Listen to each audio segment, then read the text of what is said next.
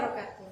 Perkenalkan, saya Dwi Nur Kumalasari, Sarjana Pendidikan, Guru Pendidikan Pancasila dan Kewarganegaraan di SMP Negeri 21 Palembang. Di sini, saya mengikuti lomba pembuatan video pembelajaran dengan tema Giat Belajar di Masa Pandemi COVID-19 guna memperingati Hari Ulang Tahun PGRI yang ke-76 dan memperingati Hari Guru Nasional tahun 2020. Sesuai dengan anjuran pemerintah guna mencegah COVID-19 di masa pandemi, ada 6 hal penting yang harus kita lakukan. Pertama, mencuci tangan. Kedua, memakai masker. Ketiga, menjaga jarak minimal 1,5 meter. Keempat, menjauhi kerumunan. Kelima, mengurangi mobilitas. Dan yang paling penting adalah menjaga kesehatan. Kita tahu, dunia sekarang tidak baik-baik saja. Kita sedang mengalami wabah nasional maupun internasional terkait COVID-19.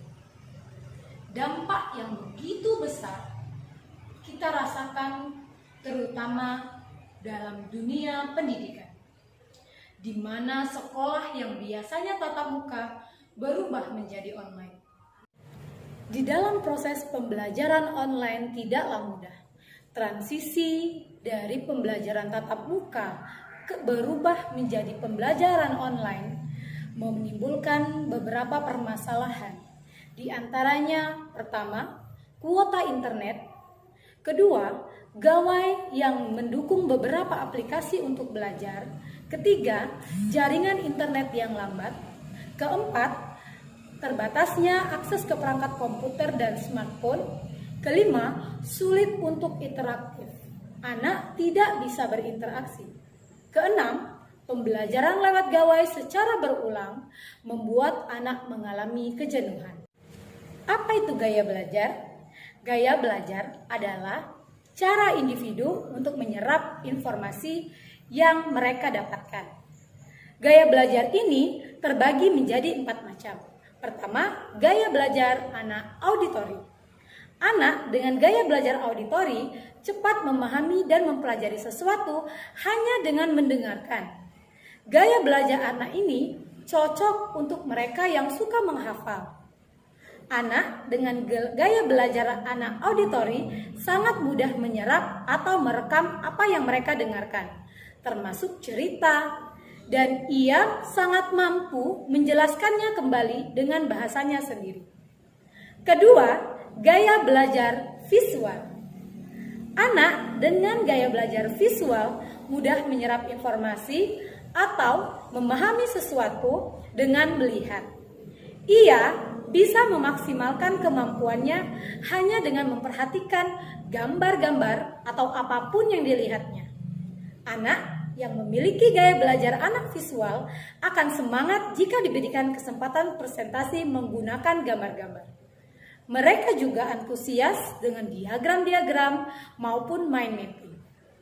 Gaya belajar anak ini sepertinya juga cocok untuk mereka yang mempelajari bahasa dengan menggunakan simbol seperti bahasa Mandarin, Jepang, dan bahasa Arab. Ketiga, gaya belajar kinestetik. Gaya belajar anak kinestetik adalah gaya belajar anak yang melibatkan fisik maupun gerakan tubuh. Anak akan cenderung tidak bisa diam. Ia senang belajar dengan melibatkan fisiknya, menggunakan tubuhnya saat mempelajari tempat-tempat maupun konsep baru. Anak dengan gaya belajar anak kinestetik biasanya sangat suka pelajaran olah tubuh, seperti menari, olahraga, drama, atau yang sejenisnya. Yang terakhir, yang keempat adalah gaya belajar anak taktil.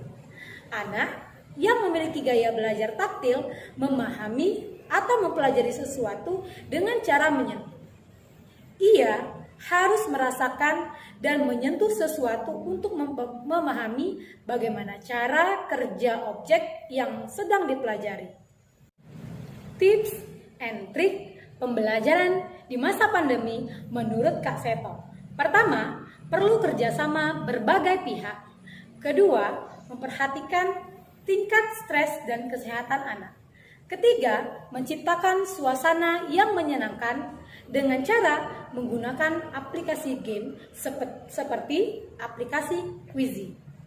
Adakah usaha yang dilakukan oleh pemerintah untuk mendukung proses pembelajaran di masa pandemi COVID-19?